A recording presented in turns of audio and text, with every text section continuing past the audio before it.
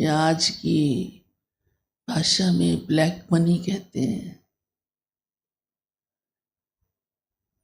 तो बाबा तो हमें बहुत बेहद में ले चलता है।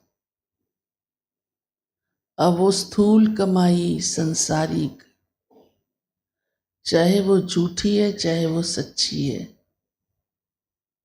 लेकिन वो विनाशी है। हाँ, इतना जरूर है कि मेहनत की है, सच्ची है, तो उसका फल दुख के रूप में नहीं आ सकता। मेहनत कर ली ना तो उसका वो अजूरा दे दिया। मेहनत ही अपने आप में, हाँ, कमाई का आधार है, तो वो अधिकार है। लेकिन बिना मेहनत के कमाना तो वो सच्ची विनाशी होते भी नहीं कहला सकती। परंतु बाबा इस सारी विनाशी कमाई की बात नहीं करता। वो तो हर एक दुनिया में जानता है कैसे कमाते हैं। फिर अच्छा, कोई कहाँ तक उसको गड़बड़ घोटाला करेगा? उसके भी तो संसार में कायदे बने हुए हैं ना। तो बाबा बात करता है अविनाशी कमाई की, क्योंकि बाबा जानते हैं विनाशी कमाई अधिक समय सुख नहीं दे सकती। यहाँ तक कि कोई जमा करता रहे, अरबपति भी बन जाए, खरबपति भी जमा करता रहे, बन जाए, तो क्या वो कमाई उसके कितने काम आएगी? समझ सकते हो ना? उसे वो कितना समय खा सकता है? ये एक जन्म भी मुश्किल से खा ले, बड़ी बात है। उसे छोड़कर जाना पड़ता है। लेकिन बाबा हमसे वो कमाई कराता है जो हमारे साथ जाए। वैसे भी मनुष्य अंदर से संतुष्ट तब रहता है जब उसे ये गारंटी होती है कि जो मैंने मेहनत की है वो मेरे काम आएगी। नहीं तो छटपटाता है। भगवान की कराई हुई कमाई में यही सबसे बड़ी खासियत है कि वो हमारे काम आएगी, हमारे ही साथ रहेगी, और थोड़ा ही समय नहीं, जन्म जन्मांतर साथ रहेगी। इसीलिए उसे अविनाशी कहा गया। यहां तक कि उसमें से आपसे कोई हिस्सा भी नहीं ले सकता। इतना वंडर है, देखो ये। स्थूल कमाई में तो सब हिस्सेदार बन जाते हैं। इवन चोर भी हिस्सेदार बन जाता है। उसे पता लगता है किसी साधन से कोई इसके घर में माल आया है। कोई ने बड़ा अच्छा अनुभव सुनाया अपना, का जब हमने बिल्डर से मकान बनवाया, उसे पता लगा एक फ्लोर हमने बेचा इतने करोड़ का, उसकी वृत्ति बदल गई, उसकी डिमांड बदल गई। उसने एक्स्ट्रे खर्चे निकाल के बिल बना के दे दिए। उसको पता लग गया इनके पास तो अब ये आया है मोटा माल। देखो, पराये भी हिस्सेदार बन जाते हैं। हाँ, पर इस कमाई में आपका कोई हिस्सेदार नहीं बन सकता, कोई भी नहीं बन सकता। वो आपको ही मिलनी है। आपने मेहनत की, आपने भगवान का कहना माना, आप उसकी श्रीमत पर चले, आपने जीवन में त्याग किया, तपस्या की, योग किया, धारणा मूर्त जीवन बनाया, सेवा की भगवान के कहने पर, वो आपको ही मिलनी है। आप कह भी दो मोहवश, चलो मेरा बेटा तो मूर्ख था, शिव बाबा उसको आधा हिस्सा दे दो, क्या संभव है? बोलो। नहीं। हाँ, वो आपको फॉलो करे, बाप को भी फॉलो करे, बाबा को भी फॉलो करे, तो कुछ उसका भला हो सकता है। ऐसी सच्ची कमाई, ऐसी अविनाशी कमाई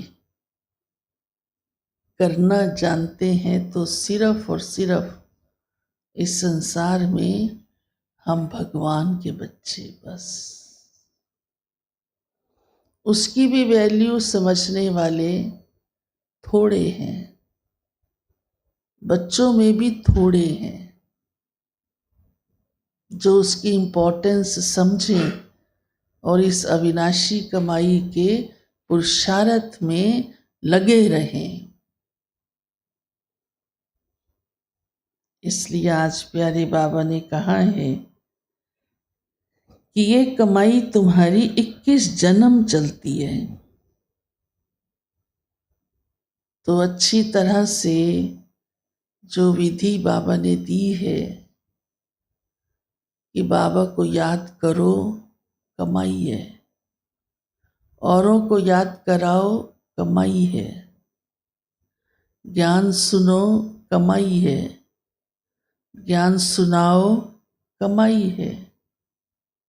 सेवा करो, कमाई है। सेवा कराओ, कमाई है। कितना हमारा बड़ा भाग्य हो गया ना ये। और आपको कई गुना करके बाबा रिटर्न कर देगा। और कहीं कोई ऐसी जगह ही नहीं जहां आप उसको जमा कर सको। है दुनिया में कोई कोना जहां रखा हो और किसी की नजर ना पड़े?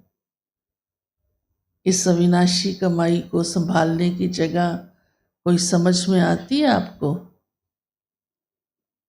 तो फिर कैसे मिलेगा आपको अगले जन्म में? क्योंकि वो बाबा के पास जमा हो रही है। उसका अकाउंट डायरेक्ट भगवान के पास चल रहा है। तो वो खुद अविनाशी है, तो उसके पास जो कुछ है वो अविनाशी है। यहां चाहे सारा संसार जलकर भस्मीभूत हो जाए, पर आपका वो कुछ भी उसमें से कणा भी नुकसान नहीं होगा। और उसका रिटर्न भी बड़ा जबरदस्त, इतना कि आपको 21 जन्म तो कमाई करने की सोचनी भी नहीं पड़ेगी। नहीं तो अक्सर मनुष्य जन्मते ही यही सोच, जब तक वो सबको समझे, देखे, बोले, वो शुरू हो जाता है।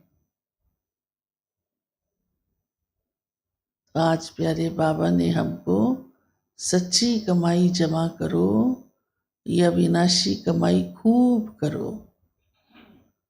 और ये करने का समय भी सिर्फ सिर्फ अब है। विनाश शुरू हो जाएगा ना, तब भी नहीं होगा। कई समझते हैं विनाश होने तो दो, हम दिन रात लग करके अपना भाग्य बना लेंगे, उस समय तो और कुछ सोच भी नहीं सकेंगे, दुकान पे भी नहीं जा सकेंगे। लेकिन उस समय दुकान पे जाना तो छोड़ो, दिमाग ही काम नहीं करेगा। भय में, चिंता में, सोच में लग जाएगा, मैं क्या करूं, दुख में रोना चिल्लाना। हाँ, अब रोने की आवाजें आ रही हो, आपका योग लगेगा? आप क्या कुछ कहीं फंस गया हो, योग लगेगा उस समय? हमारे ही संबंधी की डेड बॉडी सामने पड़ी हो, योग लगेगा उस समय?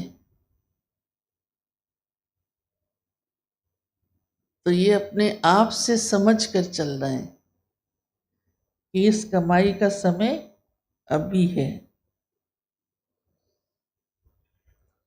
और कोई कमाई तो साथ चलने वाली है नहीं। विशेष बाबा ने आज ये भी कहा है कि अगर आपकी योग की स्थिति अच्छी है तो उसकी निशानी कौन सी होगी। हम अपने आप से खुश हो लेते हैं, मैं बहुत योग करती हूँ, लेकिन क्या मेरे पास उसका कोई मापदंड है? क्या कसौटी है जो मैं समझूं मेरा योग बहुत एक्यूरेट है? तो बाबा ने कहा है जिसका योग अच्छा है, शर्तियां उसकी धारणा अच्छी है। बस योग भगवान ने सिखलाया ही इसीलिए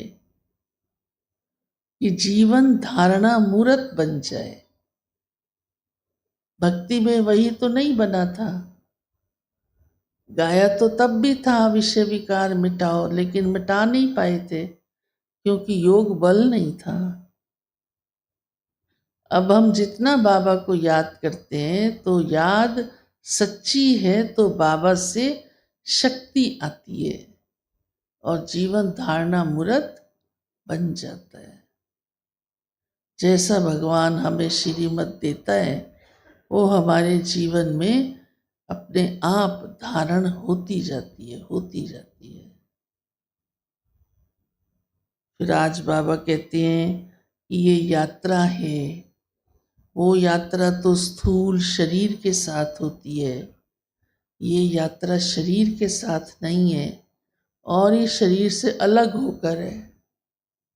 शरीर के साथ करेंगे तो ये यात्रा है ही नहीं, है ही नहीं, माना योग लगा ही नहीं।